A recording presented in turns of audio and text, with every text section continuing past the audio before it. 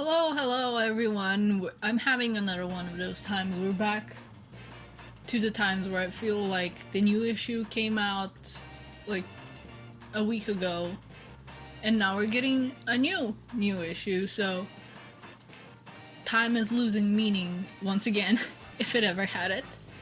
But yeah, just gonna move along. My cat is kind of having the zoomies in the background, so if you end up hearing him, I'm sorry. Or I'm not, who knows? Maybe you like cats having zoomies. But anyways, this main cover is... okay, it's ridiculous and not in a good way. I'm sorry, this probably is gonna sound kinda mean compared to the usual on the channel, but I just don't think I've ever ran into a cover that I didn't like before in the time span of me doing comic reviews on the channel. It would be fine as a cover if it was just the forest and them just kind of posing there generically, but as it is, the forest is on fire in the background. So they're posing and they're looking like they're taking a group picture like, oh my god, me and the besties at the gender reveal party, it's a boy! Like, guys, turn around, the forest is on fire. Just the juxtaposition of the characters posing all happy and stuff in the background while there's a whole forest on fire makes it look like a bootleg. You know, the ones like the merch bootlegs where someone will just take a random background image of a show or something and then they're gonna find pictures of the characters that don't fit at all. They're like model sheet pictures or just generic pictures and they just slap them onto the unfitting background. Those ones, those kind of bootlegs. I like the second cover better because while the characters are still in fun poses on it, they're actually reacting to their environment. Though the third cover is my favorite and I will probably use it for the thumbnail. But this main cover, it just ain't it. It looks too ridiculous. And also Jules' hands look pretty tiny, but whatever. I don't know what happened here, like maybe there was just the forest, but then last minute they told the artist, oh no, you gotta add events from the issue, so make the forest be on fire. And they had to add it in later and had no time to change the characters. And I don't know, it just ain't it. And Amy's posing is kind of weird, like she's standing on one leg on a sideways rock. It's like she's gonna fall over any minute now, but yeah, I don't know what happened with this cover. It's been a while since I haven't been happy with a cover. But yeah, it would have been fine if the forest wasn't on fire. That's all. There's just a weird juxtaposition here where the characters and the environment don't fit with each other. But enough said about that.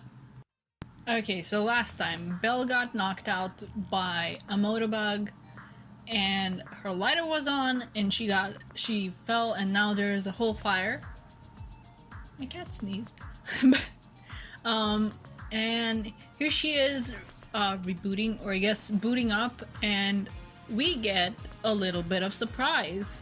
Look who's here! It's these two, it's Surge and Kit. This is technically their debut in the comic, though I'm not sure if it counts since they're just silhouettes. So I guess they're already a thing here. Maybe I should know already, but I just have a hard time remembering between which issues and arcs miniseries take place, so I'm not sure about Imposter Syndrome either. It's kind of hard to remember. But I wonder if they were actually the ones to start the fire. I mean, they're kind of walking off. From the look of Kit's tail, they're walking off and they're going off towards the fire.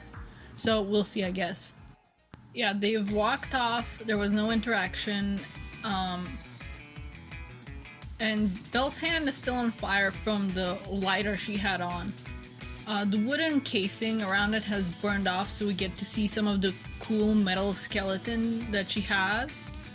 The motobug she ran into last time helps put out her hand though, and it also pretty much dragged her out of harm's way.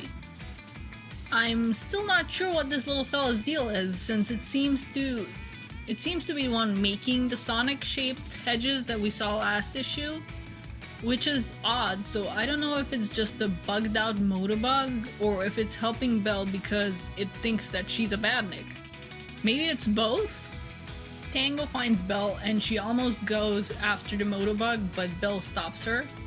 And this image is just so cute. He has his little claws kind of downwards, not really retracted, but as out of causing harm that it could be, and he's just poking his little hand, his little like arms together. I love him already. He's so cute. I mean, motobugs are already cute, but they kind of try to kill you all the time in the games. So this one is like extra cute because it doesn't have the murder aspect of a motobug. But he is a badnik that looks like any other motobug, so I'm scared that he might get smashed up at some point. Like, maybe accidentally by Sonic or something, because, I mean, he tried to smash up Belle the first time that they saw her, because she's a robot, so I don't know. I hope nothing happens to him, basically. That's the bottom line of this. He's too cute. Don't let anything happen to him. He's like a puppy. You can't let something happen to the puppy in a show or comic. It's the law. I don't make the laws, they're just there, so please, no hurting the motobug. Tangle takes out one of her arm bandage thingies and wraps it around Belle's burnt up hand. Like, that's so cute. She doesn't need to, since obviously Belle needs a mechanic and not anything resembling medical care. But it's cute that Tangle shows her concern in this way. Just really appreciate it. This comic continues to have great background character designs.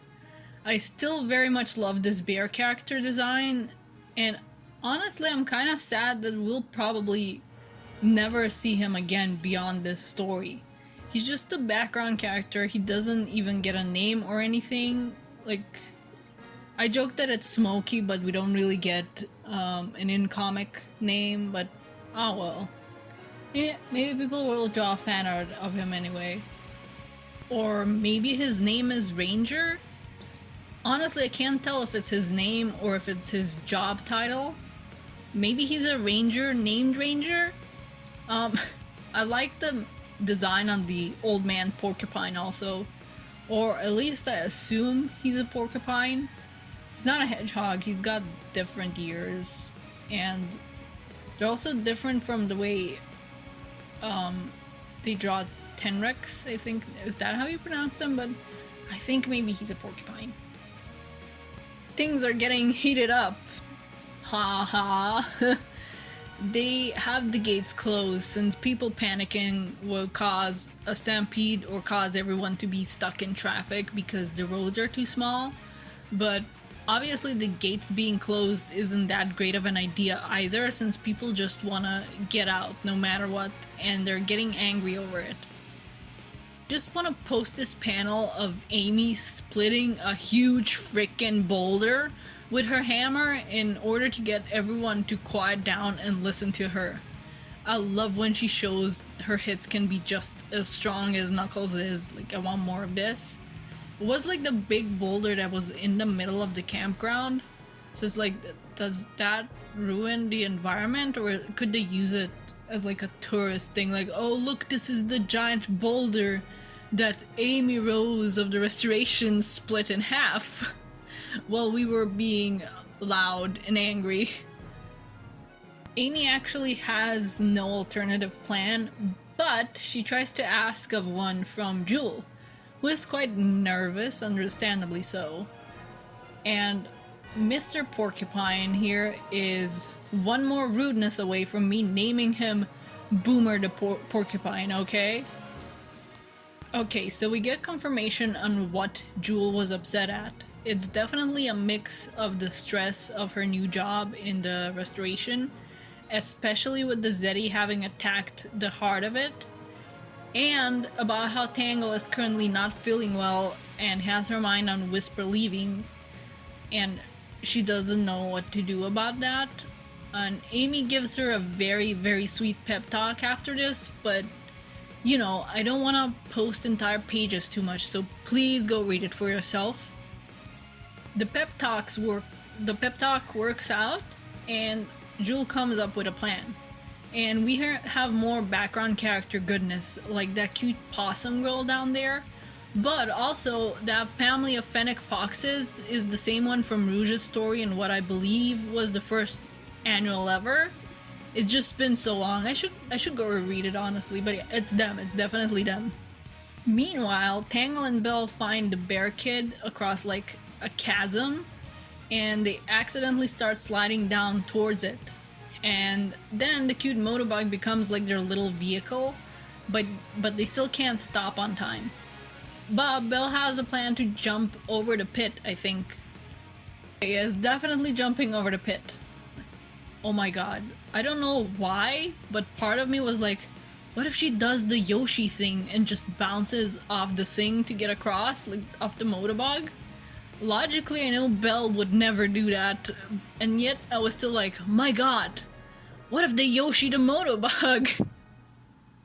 They get to the kid, but he's very scared and saying he doesn't want to fight, and I'm gonna guess maybe he ran into Surge and Kit before, and they stirred up trouble and scared the poor kid, and maybe used the wisp to start the fire. But Belle manages to make him laugh in this very cute way. I think that her character notes had a bit about her nose actually honking like a clown noise. Like a clown nose, oh my god. And I guess Evan finally managed to like actually put it into the comic. I know this is almost like the full page, but I love Tangle's face here, and I feel like this moment is extra funny given Belle has never threatened anyone before. Okay, so it was them and they did start the fire. It wasn't Belle with the lighter or the kid with the wisp or them taking the wisp and starting the fire. It was Surge with her lightning power. Loving how ominous Kid looks here as well. I guess even though they're still silhouetted, this does kind of count as their debut issue. They showed up in person and they look clearer in this memory. Plus, they were a direct cause of the current crisis that the heroes are dealing with. And now, Belle knows that she didn't start the fire. And that it was always burning since the world's been turning. Okay, maybe not. More trouble. I almost want to say that that tree was probably one of the ones where the fire started. It got shown that it was burning on the inside, which I'm pretty sure can happen to trees if they're struck by lightning. Not always, sometimes they just freaking explode. But sometimes they get struck by lightning and it's just the inside of the tree that's burning. And it's a neat detail if that's the case, if I'm not like completely wrong about this and misremembering stuff. This motorbug is an actual baby, okay? I hope nothing bad happens to him. I love him. He's like the cuteness of a motorbug without any of the murder. It's adorable. Please keep him safe. What did I just say? Come on! Tangle and Belle were also safe since Tangle had grabbed them and the cliff edge, but she falls off right after this. God dang it, Evan. A literal cliffhanger. I love that. I love the pun. I love the have a nice trip, see you next fall. But I want to know what happens next. There's a river below, but it's too freaking far. Oh gosh. Okay, I liked this issue. I did not expect Surge and Kit to show up in it. And I sure didn't expect the motorbug to be nice. I just kind of expected expected it to roll away and probably never be seen from again, or maybe attack Tangle or someone and get smashed up, but no, it's an actual nice Motobug. I wonder why it's bugged that way, or if it's also connected to Tinker even though he wasn't making Motobugs.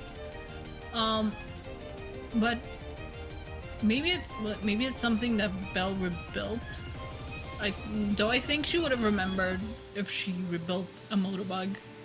But I'm glad that Surge and Kit were the cause of the fire. Boy, that's a sentence. But well, I'm not glad that there is a fire, but since there already is one, I'm glad that they're the cause of it, because if it was Belle, I think it would have been a bit too much. Like, she keeps being clumsy. She's the clumsy character, yeah, but if she caused a whole forest fire and had that weighing on her for her to cry over, I think it would have been a bit much for me. I know that Evan has said that she's still like getting used to the pacing, and Belle was actually supposed to be part of an annual story. So she's kind of here now, but Evan is learning, and that's fine. Like, she's never had to work as the head writer before of like an official comic, so it's fine. She's still figuring it out. So things are already starting to smooth out with Belle, in my opinion. So hopefully it will be even smoother from now on, but I'm kind of hoping that maybe she won't be part of the next arc. Well, if the next arc is a big one, there's probably gonna be a lot of people involved, but she's kind of been around a lot, but like it's fine. It's just a bit of issues with the pacing, and like compared to when Whisper got introduced, like she definitely didn't have the screen time that Belle has, but it's okay.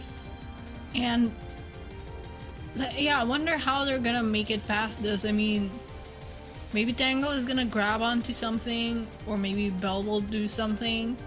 Yeah, they have the Wisp, but the Wisp can't freaking carry two grown people, a Motobug, and a kid.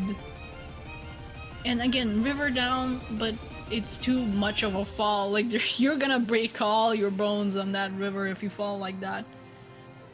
And again, I can't believe you've done this, Evan Stanley. A literal cliffhanger. Thank you, but also, why have you done this? Oh my god. Like, I do love it. I do love it, but I'm also like, what's gonna happen? Maybe time will go by faster again. Maybe I'll kind of lose track of time, and like 2 days from now, from my point of view, the new issue, like the next issue, is gonna be coming out.